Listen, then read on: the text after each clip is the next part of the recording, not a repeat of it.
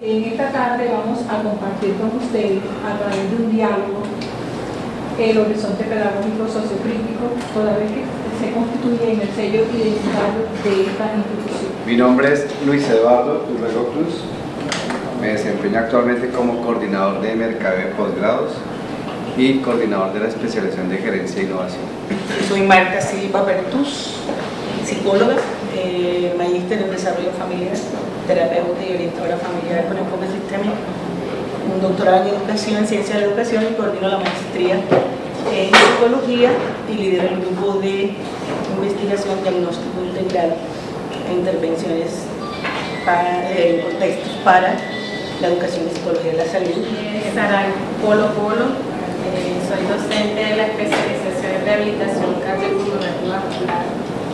Doy el módulo de prescripción del ejercicio de paciente pulmonar. Ahora mismo estoy como docente tutora en unas prácticas en Puerto Colombia, prácticas comunitarias en el programa de fisioterapia. Yo soy Omar Ángel Mejía Amador, funcionario judicial, docente de la especialidad en Derecho Laboral desde hace algunos años acá en la universidad. Actualmente maestrante de Derecho Laboral y Seguridad Social. Mi nombre es Elvis Jiménez Vaz, abogado de la República de Colombia, profesor de la especialización de Derecho Laboral de la Universidad Simón Bolívar y egresado también de esta institución. Mi nombre es Iván Villamizar, abogado. Trabajo de hace 30 años con la Universidad Simón Bolívar. Poquito. Actualmente estoy colaborando con la doctora Yamila, especialización en Derecho Laboral. Colaboro con el Centro de Conciliación Privado de la Universidad. Colaboro con la Facultad de Derecho dando clases en Derecho Constitucional. Mi nombre es Candelaria Cruz Martínez, economista de la Universidad de Cartagena, gerente social y proyectos educativos de la Universidad Simón Bolívar en posgrado, docente de la especialización Gobierno y Asuntos Públicos y tutora en los trabajos de investigación de la misma. Mi nombre es Marta Arrieta Franco, soy economista, igual que el doctor Villamizar, vinculada a esta universidad desde hace mucho tiempo. Fui decana del programa de Economía de la universidad, igualmente del programa de Comercio y Negocios Internacionales, y dirijo la especialización en Gobierno y Asuntos Públicos desde hace 18 años que se creó este magnífico programa. Carlos Osorio, coordino la maestría en Desarrollo y Gestión de Empresas Sociales. Mi nombre es Magda de Llanón Donado, abogada. Hace 2 meses empecé a trabajar en la universidad. Estoy laborando en el Instituto de Posgrados como coordinadora de la especialización y de la maestría de Derecho Administrativo. Soy magíster en Derecho Administrativo y doctorando en Derecho. Bienvenido, le cedo el turno o la palabra a la profesora Mabel. Bueno, yo soy Mabel Escorcia, trabajo en el Departamento de Pedagogía, coordinadora de cualificación docente. Estamos en el estudio y en la apropiación del horizonte pedagógico sociocrítico como un horizonte, un conjunto de posibilidades que expresa el pensamiento del fundador cuando se inicia la construcción de la Universidad Simón Bolívar. La de trabajo de este seminario que se va a realizar en parte presencial, parte virtual, va a haber una primera sesión que es en la que estamos ahora mismo, en la que vamos a realizar un trabajo y luego nos vamos a volcar completamente al aula durante 4 semanas. 4 semanas en las que ustedes van a estar interactuando con ellas a través de la plataforma, donde utilizarán pues los medios que estén ahí para poder trabajar, y además van a tener pues contacto por correo electrónico, los diferentes medios asincrónicos como el foro que van a estar dentro de la plataforma, y volvemos nuevamente a encontrarnos en una sesión presencial ¿en qué fecha? El 18 de septiembre. Acá ubicamos el botón de aula extendida. Luego en la ruta a los programas de posgrado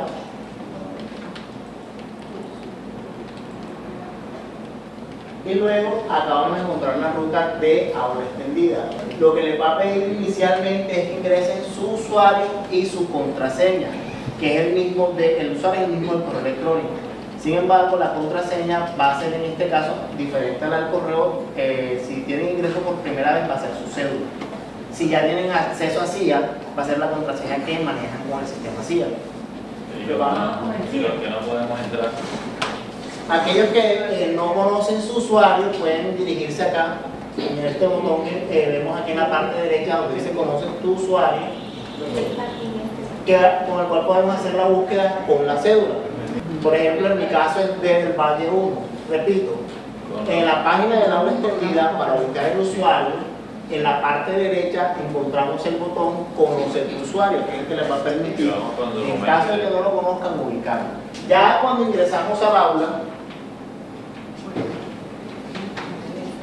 vamos a buscar en la parte derecha donde encontramos la sección de otras dependencias. Debemos bajar y buscar en la parte derecha donde encontramos bienestar universitario, biblioteca. Vamos a ubicar al departamento de pedagogía.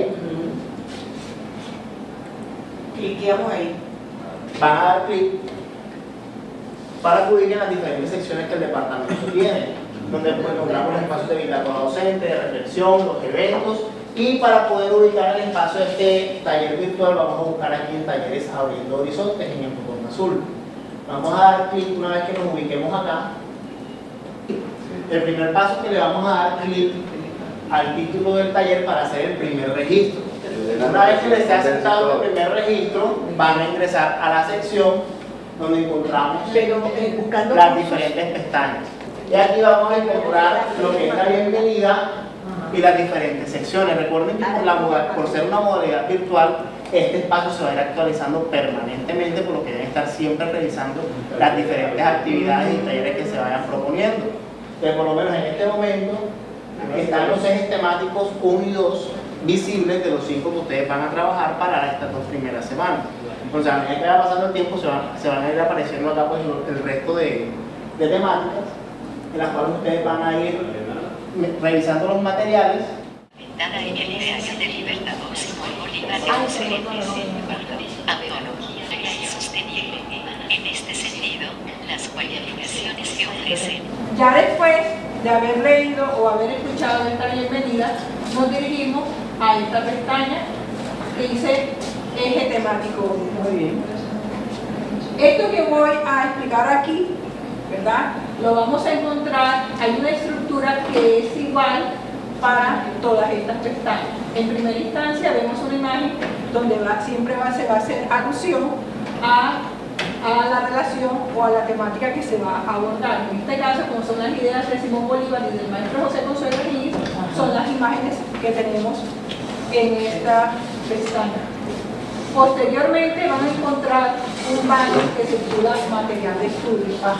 En este banner, o sea, la información que aparece en este banner es la información que se va a trabajar, ya sea de forma presencial, como lo estamos haciendo ahora, o de manera virtual. El primer eje temático, que se llama las ideas educativas de Simón Bolívar y del maestro José Consuelo Higgins, inician hoy 14 de agosto y las actividades, que son las que aparecen posteriormente acá con nombre de actividades, ustedes las deben realizar y tienen plazo, es decir, estará el sistema habilitado y les permitirá ingresar hasta el día 18 de agosto. El segundo eje que aparece allí, que se llama el pensar lo propio, desde Paulo Freire y Estanislao Zuleta, va desde el 19 de agosto hasta el 25 de agosto. El tercer eje, toda vez que tiene que ver con las teorías y los fundamentos epistemológicos de este horizonte pedagógico sociocrítico, teniendo en cuenta los documentos que aparecen allí, que son un poco más extensos, entonces no se les va a dar una semana, van a tener 2 semanas para realizar ese trabajo. Por lo tanto, va del 26 de agosto al 8 de septiembre. Posteriormente, el eje 4, que se llama el horizonte pedagógico sociocrítico y su puesta en práctica a través de un recorrido didáctico. Es decir, si ya nos hemos apropiado, ¿verdad? Porque ya hemos comprendido toda su fundamentación, ahora sí, a través de un recorrido didáctico, cómo pongo yo en marcha o doy cuenta de ese horizonte pedagógico sociocrítico. Va del 9 de septiembre al 15 de septiembre. Y la última sesión, que también es presencial, se denomina socialización de la implementación del horizonte pedagógico sociocrítico en los procesos educativos. Es decir, usted allí, como su mismo nombre lo indica, va a socializar cómo fue, ¿verdad?, ese recorrido didáctico y qué encontró, ¿verdad?, como aplicando entre otras metodologías, la DOFA, cuál debilidad, oportunidad, fortaleza y amenazas encontraron en el desarrollo de esto. Va del 18 de septiembre al 22 de septiembre de 2014. ¿Qué vamos a desarrollar? Miren, todo lo que aparece en material de estudio, esto siempre, lo que aparezca aquí, es lo que de una u otra manera se va a trabajar en el panel que dice las actividades. Pero también damos un material de profundización. Como su nombre lo indica, si usted tiene interés en profundizar en los temas que se están tratando en cada uno de esos ejes, aquí entonces le damos información con referencia de textos en los cuales usted puede consultar para profundizar sobre el tema. Y finalmente aparece una referencia. Miren aquí que aparece un foro de debate. Entonces, en este foro de debate comenzamos, en este caso, la actividad, que sería una de las maneras, como dijo el ingeniero Don Omar, que estaríamos en contacto, bien sea a través de, digamos, de las actividades que se realicen y lo que se ponga en marcha, como en este caso el foro, o en su defecto, a través del correo institucional. Acudimos a un video de Noam Chomsky, persona bien reconocida en el ámbito, ¿verdad?, de la comunidad científica por todos los aportes que ha hecho, y miremos a ver cuál es la concepción que él tiene de educación, y posteriormente lo relacionamos con unos conceptos que manejamos a partir del acuerdo en el cual la institución, en este caso la Universidad Simón Bolívar, a que apunta. Entonces comenzamos con este video.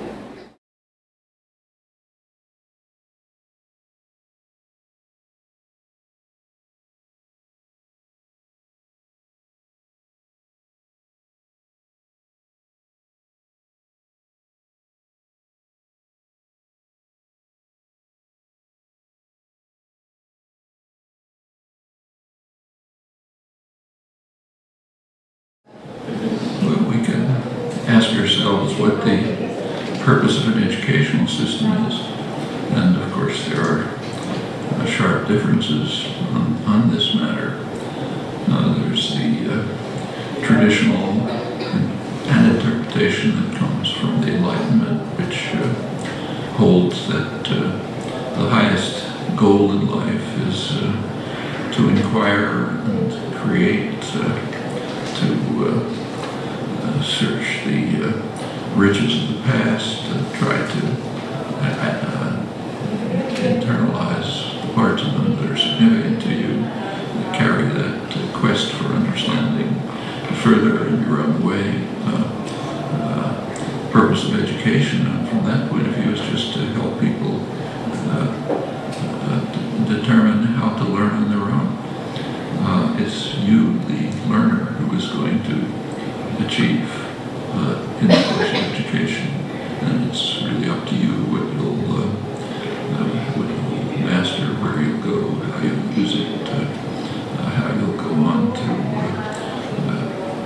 produce something new and exciting for yourself, maybe for others. That's one concept of education. And the other concept is essentially indoctrination.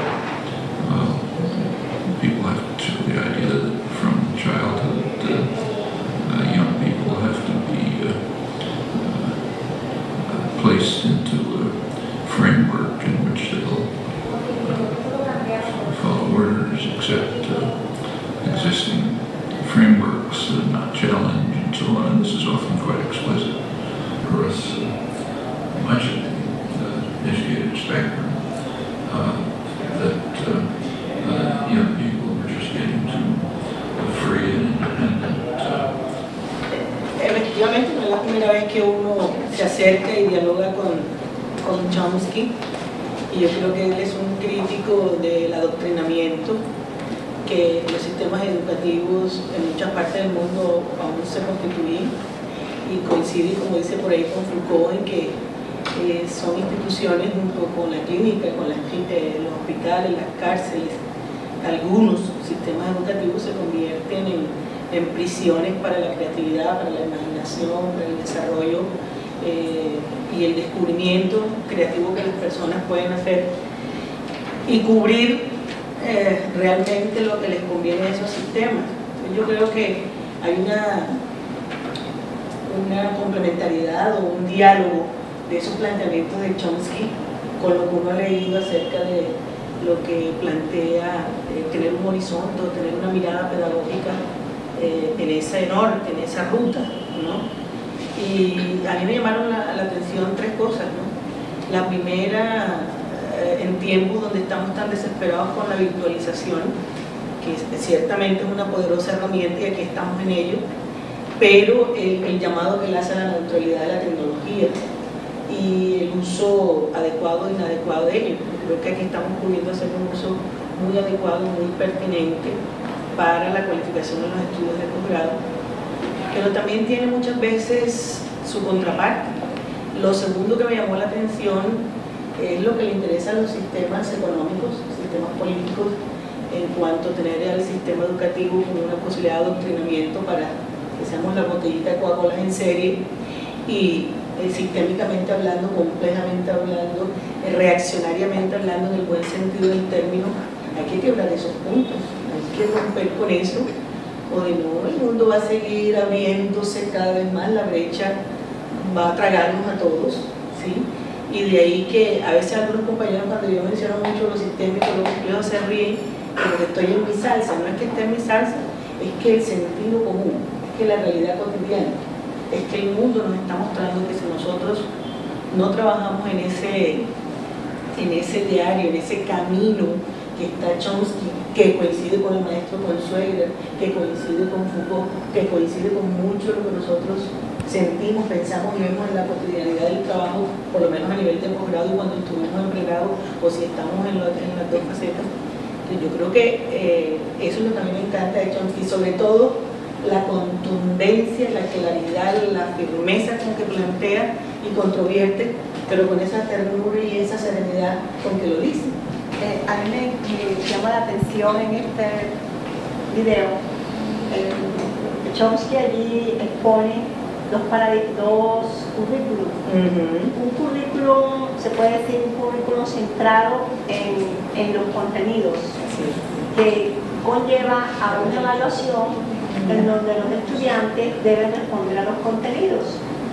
Y tenemos que a nivel nacional hay unas líneas que lo reafirman con la prueba de estado. Entonces en la educación oficial, como hay una competencia en cuanto a los resultados, si se están en superior o si se destaca, los estudiantes comienzan a enterarse en la manera como van a responder el cuestionario, y dependiendo de ello, entonces así va a ser la calidad educativa.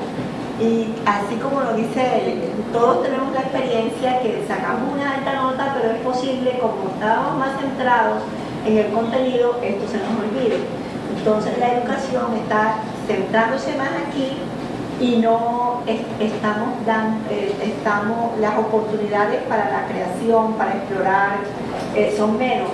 Y esto puede ser una de las causas por las que existan tantas situaciones de aburrimiento de los estudiantes en la educación media, porque como hay que responder a un programa, a unos contenidos, entonces no hay cabida para la creatividad, para la exploración, para el pensamiento independiente, como él nos lo dice.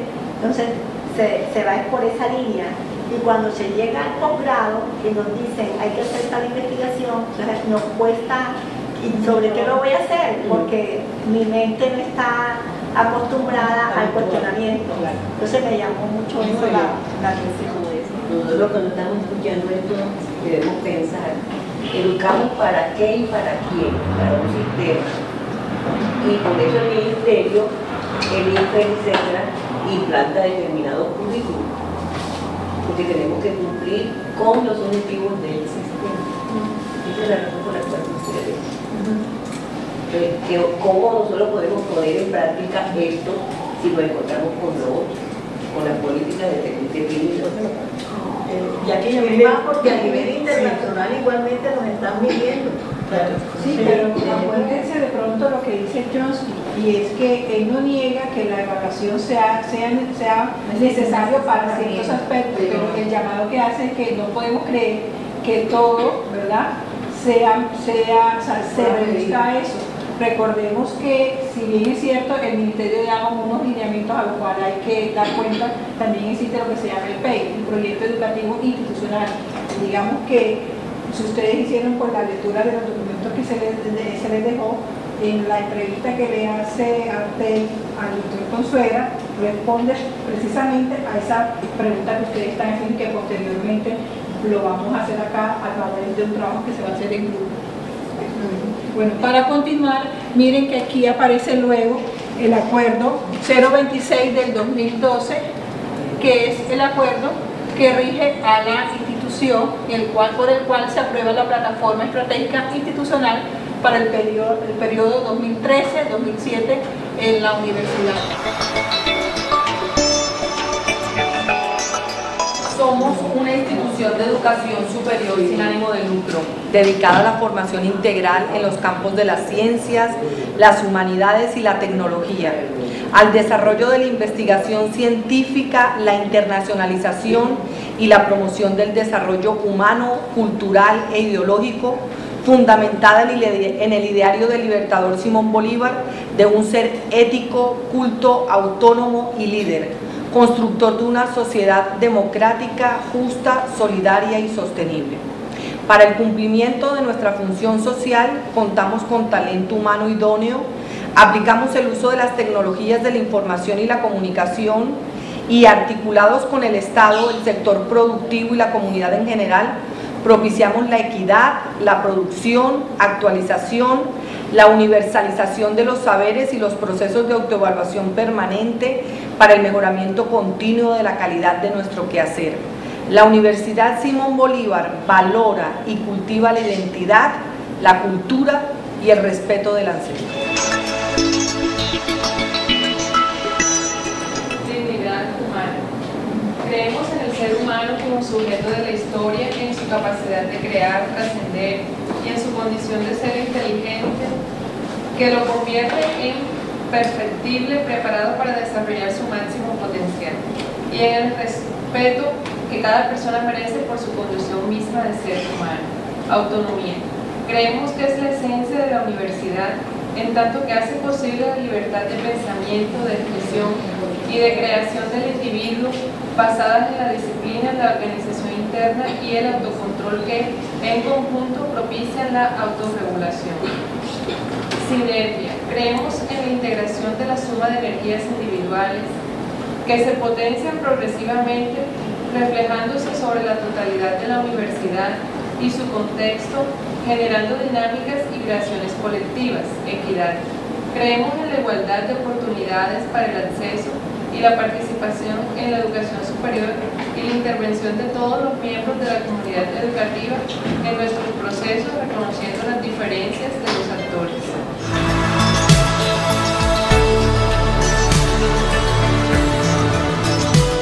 Ética. En todas nuestras actividades privilegiamos el estricto apego a la consideración del bien común como base del bienestar individual y del compromiso con la sociedad.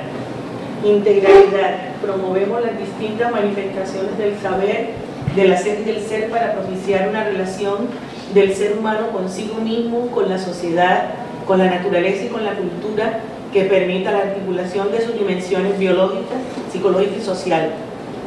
Libertad de enseñanza, investigación y aprendizaje. Respetamos el derecho de nuestros docentes de exponer sus posiciones con rigor científico en su ejercicio docente e investigativo. El estudiante, a su vez, tiene el derecho de expresar sus argumentos y apropiarse del conocimiento en la materia que sea objeto de análisis. Todo esto bajo los límites del comportamiento ético y el respeto mutuo. Responsabilidad. Nuestra comunidad educativa cumple sus deberes, ejerce sus derechos y asume las consecuencias que se desprenden de sus decisiones. Convivencia. Promovemos el respeto, el diálogo claro, argumentativo y armónico y el enfoque de bienestar colectivo. Compromiso. Entendemos que la función transformadora de la institución es una posibilidad de desarrollo para la sociedad. En este sentido, asumimos el cumplimiento de la misión a través de nuestros esfuerzos. 7. Calidad. Propendemos por la prestación de un servicio de educación superior que trascienda las expectativas de la sociedad, basados en nuestra convicción de trabajo conjunto y el mejoramiento continuo. Accesibilidad. Posibilitamos el ingreso universal a la educación superior de acuerdo con criterios y capacidades institucionales. Participación. Posibilitamos a la comunidad educativa la libertad de intervenir responsable, eficaz, eficiente, respetuosa y oportunamente en la vida institucional y su contexto. Lo que hemos leído, ¿verdad?, es el acuerdo 026 que rige y nos dice qué debe hacer esta institución a partir de la misión y la visión que tiene, centrada hasta el año 2017, que por cierto es buscar la acreditación institucional. En ese orden de ideas, entonces nos planteamos en esta actividad, que es la apropiación del horizonte pedagógico sociocrítico y su puesta en práctica a través de un recorrido didáctico para la transformación del proceso de enseñanza-aprendizaje, ¿verdad?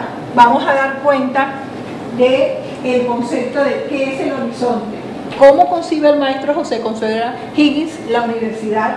Para ello entonces deben tener en cuenta el documento que se les dijo que debían leer para llegar acá. ¿Qué diferencia existe entre ser maestro y ser un profesor? Y finalmente, ¿qué significa para un docente de esta institución ser bolivariano? Actualmente el concepto de horizonte pedagógico sociocrítico se concibe como una visión ética, estética y creativa que desde la dialéctica fundamenta la propuesta educativa de la Universidad Simón Bolívar, conformada por el pensamiento del fundador, el pensamiento libertario de Simón Bolívar, las teorías sociocríticas y el ejercicio reflexivo sobre la educación y la sociedad. Nuestro horizonte es una visión, pero nuestra visión es ética. ¿Qué significa ser ético? Entonces decíamos, la ética se asume, en cuanto a esta perspectiva ética, se asume el compromiso de ser consciente y responsable consigo mismo y el otro, mediante la reflexión de las razones que justifican la utilización de un sistema moral. Si nosotros esto lo llevamos a nuestro quehacer docente, diríamos que es ser ético en la docencia o ser ético en nuestra práctica pedagógica. Y entonces nosotros diríamos, ser ético es ser responsable con mi rol de docente, sabiendo que la docencia es un campo de conocimiento complejo, porque allí intervienen muchas variables. Además de la formación específica nuestra, el hecho de ser docente, entonces interviene la variable pedagogía, educación, didáctica, más se puede decir la variable psicológica, porque hay que conocer al estudiante, conocerme a mí y conocer al estudiante. Y esto implica que también tengamos conocimiento, el compromiso mío al yo asumir la docencia para que mis estudiantes aprendan. Entonces hay un compromiso ético relacionado con la academia, relacionado con la moral, relacionado con la verdad, con los valores de responsabilidad, el valor de la honestidad, el valor de la fidelidad, porque también en este acto comunicativo que es la docencia, también se debe ser ético en el sentido de nuestro campo de conocimiento está construido con otras teorías y esas otras teorías hay que ser fiel de cómo se construyeron ellas, qué es lo que decimos y qué es lo que nosotros interpretamos. Estética, la reflexión sobre los sentimientos que posee el sujeto para identificar aquello que moviliza el interés por su transformación y posibilita su formación integral. La estética, si nosotros vamos a lo que significa estética, la estética es todo aquello que afecta los sentidos, la sensibilidad. Y en esto de la sensibilidad está íntimamente integrado con nuestro pensamiento. Entonces allí es donde se nos dice, y recordamos a Chomsky, el ser independiente. Entonces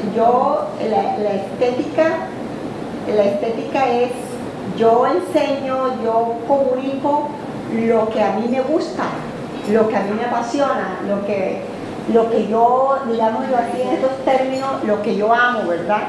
Eso es lo que yo puedo enseñar. Porque si no es así, entonces sería una doctrina. Claro.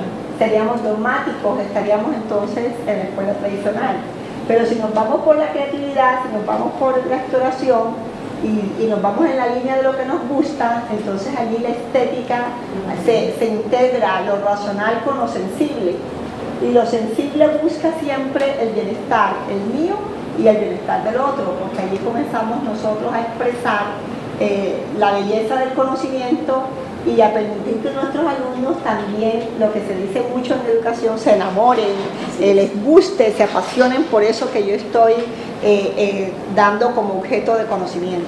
Quizás esto se vea afectado cuando nosotros reconocemos que actualmente hay muchas personas que ejercen, ¿verdad?, unas actividades o unas labores en las cuales no están ejerciendo lo que le gusta, sino lo que le tocó, porque eso fue lo que encontró, y para nadie es un secreto que desafortunadamente en el campo de la educación no todo el que es docente, no todo el que es profesor, no todo el que es maestro lo hace porque le gusta, sino exacto, por amor. Entonces vemos que estos aspectos que estamos tratando acá muchas veces se ven y se reflejan en la forma, ¿verdad?, de lo que hacemos, cómo lo hacemos, por qué lo hacemos, y recordemos que existe un proceso de una u otra manera que termina siempre afectado. ¿Quién va a ser? En este caso, el estudiante, toda vez que no es lo mismo yo dar, así sea con sacrificio, cansado, haciendo algo que me guste, a hacer algo que aunque no esté cansado, a mí no me gusta, no me nace, sino que me tocó. Entonces, de una u otra manera, eso se refleja en el trabajo que nosotros realizamos. Bien, entonces yo digo que sí, la estética está relacionada con lo sensible, con los sentimientos que se expresan en nosotros, con la pasión, ¿verdad?, con la entrega a lo que vamos a enseñar.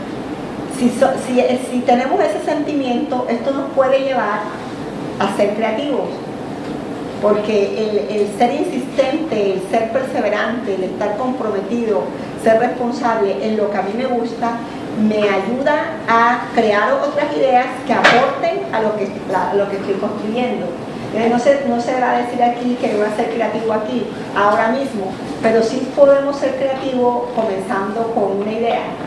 Y la investigación, sobre todo en posgrado, es la más propicia para nosotros expresar la creatividad, sabiendo que la creatividad es cuando se introduce algo nuevo, y ese algo nuevo puede ser una idea, un procedimiento, otras maneras de hacer, ¿verdad?, otras maneras de hacer y otras maneras de conceptuar. Miren que para el doctor y el maestro José Consuelo Gil, en el texto que ustedes tienen, en la copia que tienen, la creatividad es un aspecto que se debe destacar y debe ser algo que debe siempre estar presente en los procesos que se llevan a cabo en una institución como en la cual estamos. La universidad está obligada a generar espacios en los cuales el estudiante muestre que su creatividad a partir de lo que él espera encontrar aquí para posteriormente decir, recibe, pero también él debe dar o aportar a la sociedad. ¿Y cómo lo hace? Lo hace encontrando en estos espacios, ¿verdad?, digamos, la ayuda que le brinda el docente para él darle, digamos, salida y poder expresar de la mejor manera esa creatividad a partir del saber disciplinar que ha escogido. El doctor Consuegra, el maestro, resaltaba la función de la universidad y nos decía siempre la universidad debe tener una función creadora. Por eso es que aquí el ambiente de la universidad es propicio para uno dialogar, porque es en el diálogo donde uno puede crear. Entonces, la función creadora, ¿qué aporte le hace a la ciencia? Porque lo que más significaba él en una universidad era la producción científica, y por eso de las universidades que más texto tiene es la Universidad Simón Bolívar, comenzando con todos los escritos que dejó su fundador. Dialéctica, discurso suscitador de contraste a partir de una determinada concepción o tradición, llamada tesis, teniendo en cuenta sus contradicciones, antítesis, con el propósito de comprender, posibilitar y movilizar el conocimiento. Es decir, si nosotros estamos en un espacio como esto, sabemos que es gracias a la dialéctica la que genera, ¿verdad?, esa posibilidad en el cual nosotros como sujetos, ¿verdad?, tenemos una tesis, pero cuando nosotros vamos a argumentar esa tesis, no la hacemos desde el desconocimiento, desde la otra postura, sino es reconociendo que existen otras posturas, pero que al momento de sopesarla, ¿verdad?, la que tiene unos argumentos mucho más sólidos es precisamente la que nosotros escogemos o acatamos para posteriormente darla a conocer. Entonces, no es lo mismo yo hablar con el reconocimiento que tengo de las otras partes para poder aportar al estudiante y decirle, mire, esta es una postura, pero también existe esta, para que sea él en esa autonomía, para que sea él en esa toma de decisiones quien finalmente escoja, ¿verdad?, con cuál por lo menos él va a aceptar y con cuál él va a asumir, pero no es con la suma no es con el profesor únicamente mostrándole una sola postura. Por eso uno tiene que ser amplio y mostrarle el pro y el contra de cada una de ellas. Fíjense, aquí en esto yo diría que uno de los errores que cometemos la mayoría de los niños, por lo que decíamos anteriormente, el afán de cumplir un programa, es que no dejamos que los estudiantes pregunten, ¿sí? Entonces, si ellos no preguntan, no sabemos qué es lo que ellos necesitan saber, y a veces nosotros les damos respuestas a cosas que a ellos no les interesan. Entonces hay que darles el espacio para que ellos pregunten. Cuando ellos preguntan y van encontrando respuestas, se van interesando en el tema y van profundizando y van queriendo saber más. Es lo que yo siempre digo, hay que estimularlos para que lleguen a la investigación. De lo contrario, no. Cuando a mí me dan una respuesta que yo no quiero ni me interesa, uno la recibe y dice gracias, hasta luego, ¿sí?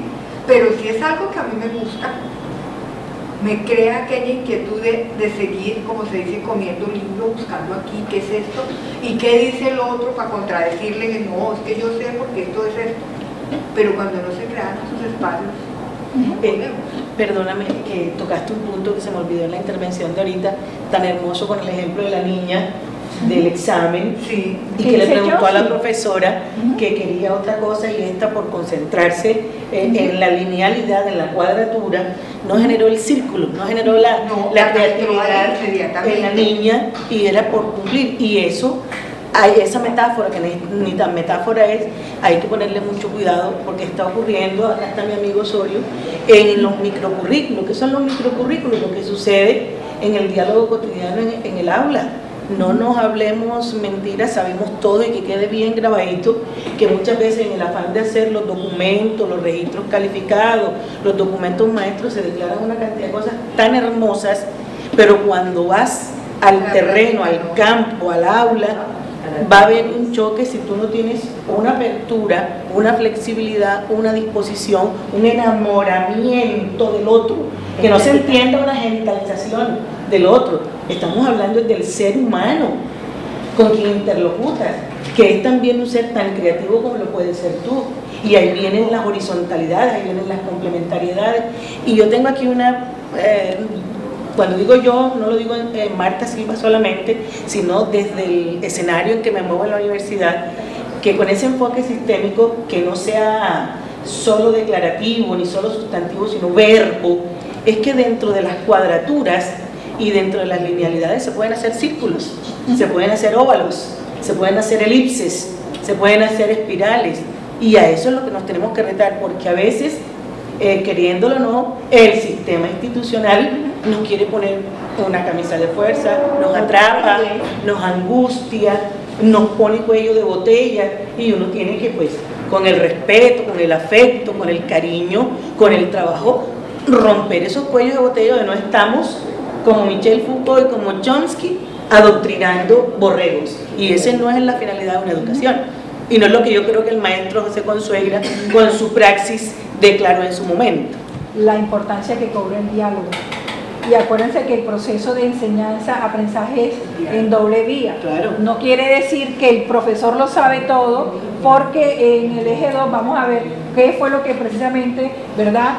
¿Cuál fue de esos aportes que nos dejó Paulo Freire? Entonces, eso que ustedes están diciendo lo vamos a profundizar, o lo van a profundizar en el eje temático 2, que ya van encontrando como la relación, la articulación que hay en todos estos temas. Nuestro horizonte son todas estas posibilidades, usted le ha dicho, toda la creatividad nuestra, de otras maneras de ser docente y de otras formas de conocer.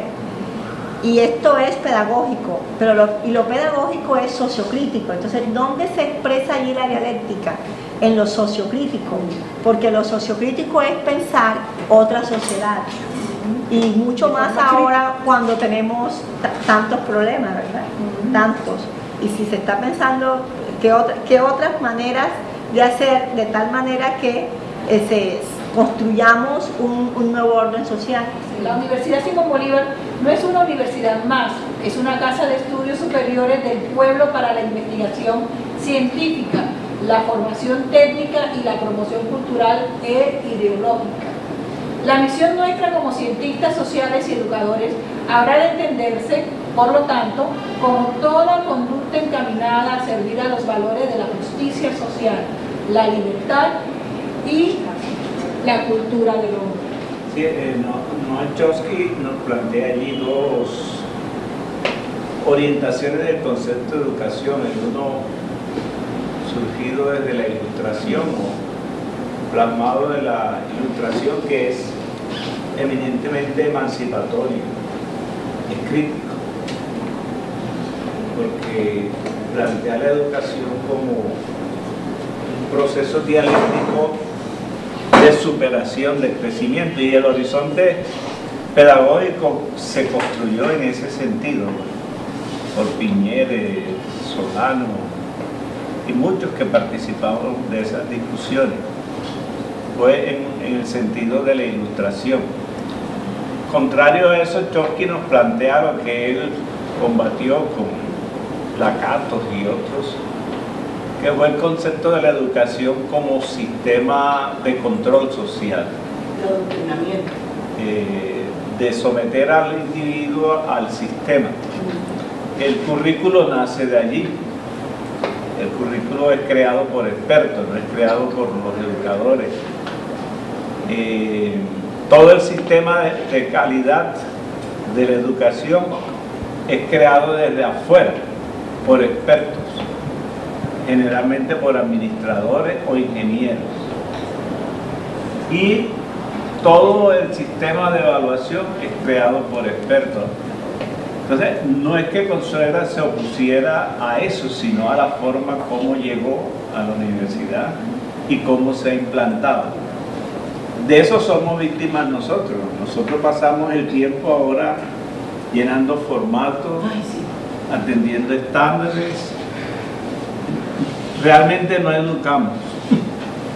Hacemos una metáfora de la educación, pero una metáfora destructiva, en el sentido de que sometemos al estudiante a ese mismo rigor a que nos tiene sometido el sistema. José Consuegra evidentemente se opuso a eso de manera terminante. por eso yo estoy intentando trabajar un rinconcito ahí que le he llamado la mesa coja.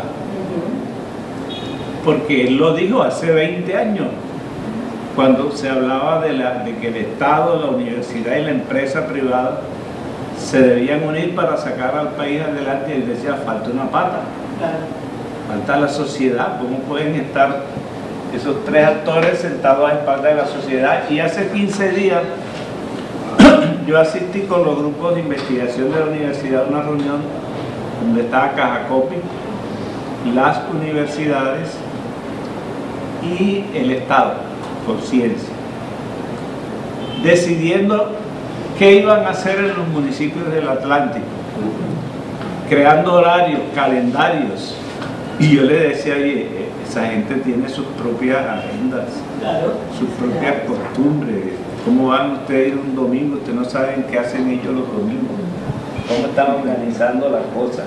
Y yo le dije, ahí está la mesa coja. Entonces, si cobra sentido lo que dice la misión nuestra como cientistas sociales y educadores, habrá de entenderse, por lo tanto, como toda conducta encaminada a servir a los valores de la justicia social, la libertad y la cultura del hombre. Miren que lo primero que coloca es el aspecto social, es decir, todo aquello que se haga de espalda al contexto, ¿verdad? Lo que se genere de ahí no será lo que uno espera. Entonces, miren, si lo tomamos de allí, cómo nace esta universidad. Porque él se vio, digamos, obligado, digamos, de esa manera, de pronto no sería el término más apropiado, a crear esta institución. ¿Cómo nace? ¿Qué fue lo que pasó? Ahí quiero rescatar de lo que muy poco se habla, del papel de Ana Bolívar de Consuelo.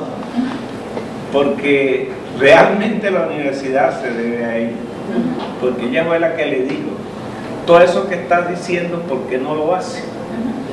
Así es. Eso fue así. Y hasta donde conozco, porque, y ella lo cuenta, él pasaba, tiraba en una cama con las manos en la frente, pensando. Y en vez de estar ahí, ¿por qué no lo hace? Con eso creo que podríamos responder la primera pregunta de cómo consigue el maestro José Consuelo ir en la universidad. Los que conocen ese momento, lo que sucedió con la Universidad del Atlántico, estando el maestro allá, y que eso que la doña Anita venía motivando, estimulando, apoyando, cómo entonces se concreta ese proceso. Lo debe saber el profesor.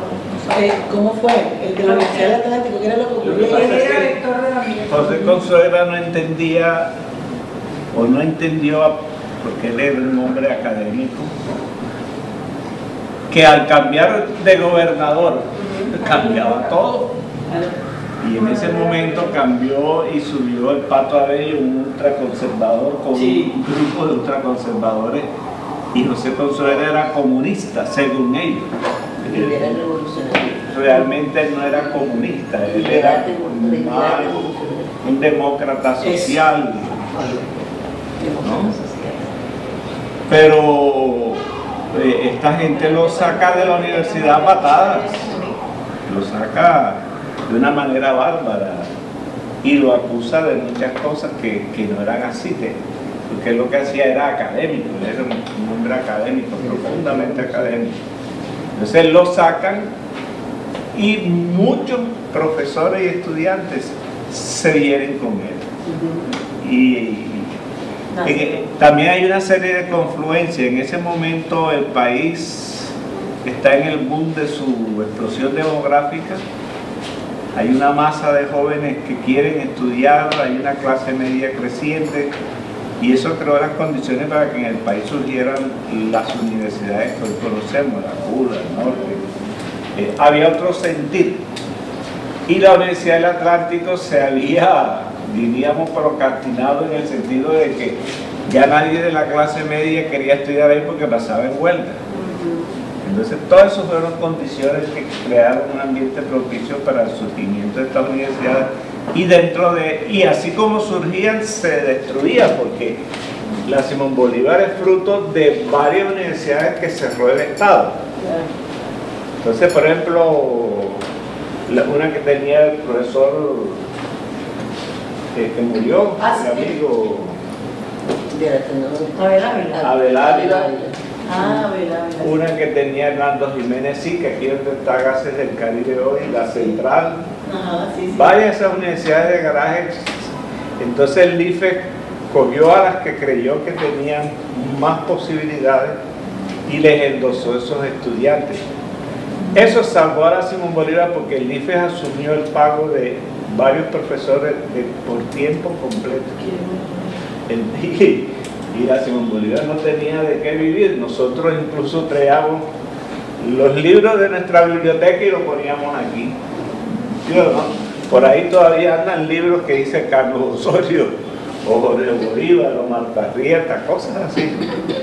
Se alquiló una casa, después se alquiló otra casa, pero eso le decían la Olímpica, porque era una casa aquí, una casa por allá. Eran cosas... No, y claro que la universidad tuvo un fundamento importantísimo, pues el doctor Consuegra, su formación como científico social, todo lo que había producido ya científicamente reconocido a nivel latinoamericano, a nivel mundial. Aquí los profesores que no eran profesores casi ni de Colombia, ¿no? Venían profesores de muchas partes del mundo.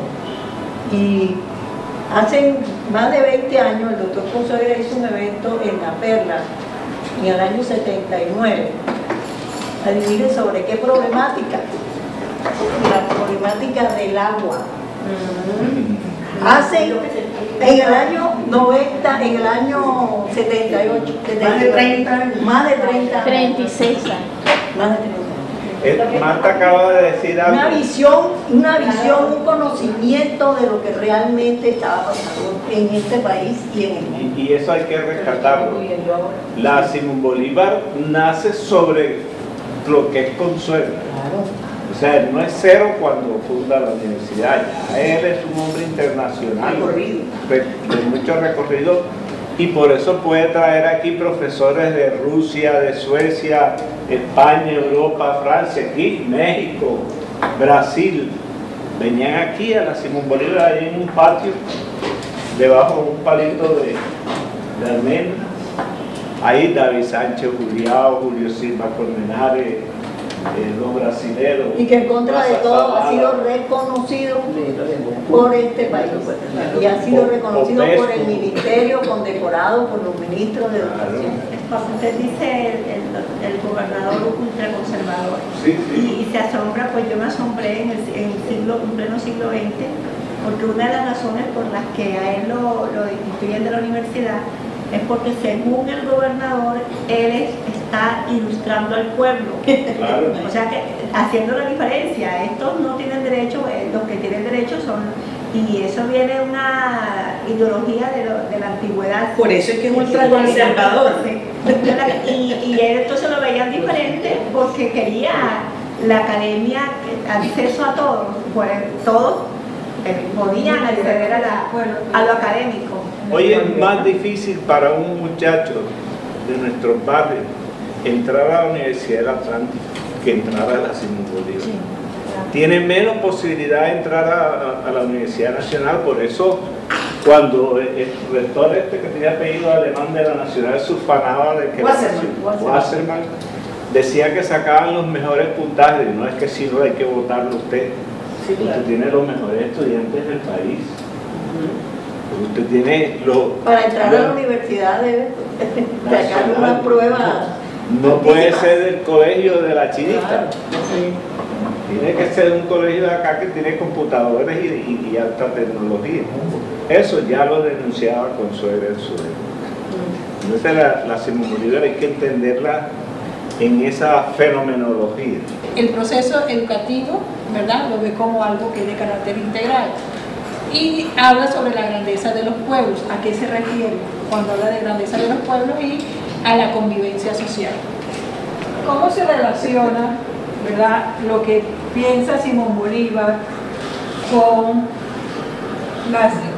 el pensar del doctor José Consuegra Higgins? ¿Por qué de pronto, por qué esta universidad se llama como se llama? Vemos aquí que el doctor Consuegra denomina la Universidad Simón Bolívar porque él se inspira en su pensamiento porque es coherente con lo que es Simón Bolívar. Lucha por la libertad, lucha por la independencia y considera que estos dos ejes, independencia y libertad, se pueden lograr a través de la educación.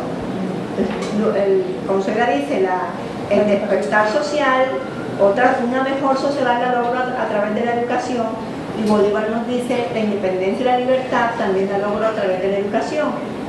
Por ello él enfoca todo su esfuerzo, toda su ética, toda su estética en educar al pueblo para que sean de buenas costumbres y sea una sociedad conformada por individuos sanos, individuos creativos, individuos éticos, estéticos, por eso decía moral y luces. Él quería una nación sabia, una nación donde todos nos miremos como humanos. En una palabra, los dos tenían un mismo propósito: construir humanidad. Esto no lo van a conseguir por otro lado, no me pregunten ni cómo lo conseguí, pero ahí lo tienen. Para las personas, sabiendo que cómo fue grabado, que fue algo hecho en casa con las tecnologías de ese momento.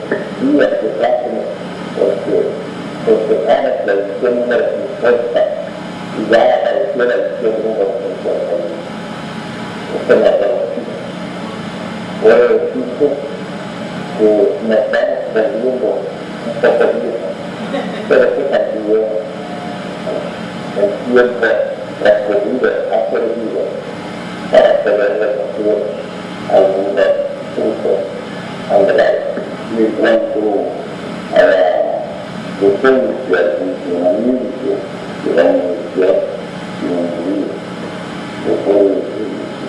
Yo pienso también dentro de una vez cuando ya contemos con la sede, la localización física más adecuada, podamos conseguir un asunto positivo. Porque ahora ese es el máximo problema de la universidad. El problema ya tenemos buenas bibliotecas, tenemos el centro de investigación, tenemos la actividad cultural, pero estamos fallando en el campo académico primero por las limitaciones de carácter físico y también porque todavía por las limitaciones económicas de la universidad no podemos contar con un profesorado adecuado, con un profesorado de tiempo completo de educación exclusiva que pueda dar la mayor parte de sus posibilidades a la doctora. Recuerda usted cuando fui tratado por la policía de la universidad con un cambiado aquí. Ahora ya usted para una gran parte de la juventud un poco ya no encontrará la gran fuerza mexicana de política que vamos a hacer con la universidad. Y bueno, esto me siento parte hoy, me siento integrado con los conocidos, es una realidad. Y que en su cuerpo, en su vuelta, está haciendo algo, está logrando dar el curso verdadero de conocimiento y de al alcance de libertad. No sé, para este programa nosotros asegurar que tenemos un hogar, porque los tiempos son tan difíciles, una no puede perspectivar el futuro. Pero sí, haremos todo lo posible para que este hogar no sea solo de los brasileños, de los paseños y de los colombianos, sino también de los latinoamericanos.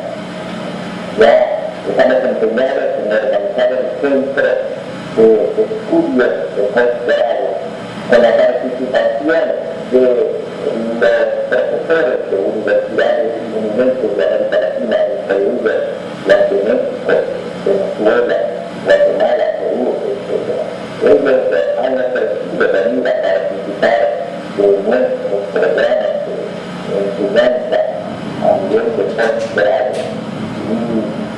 Y yo espero que los investigadores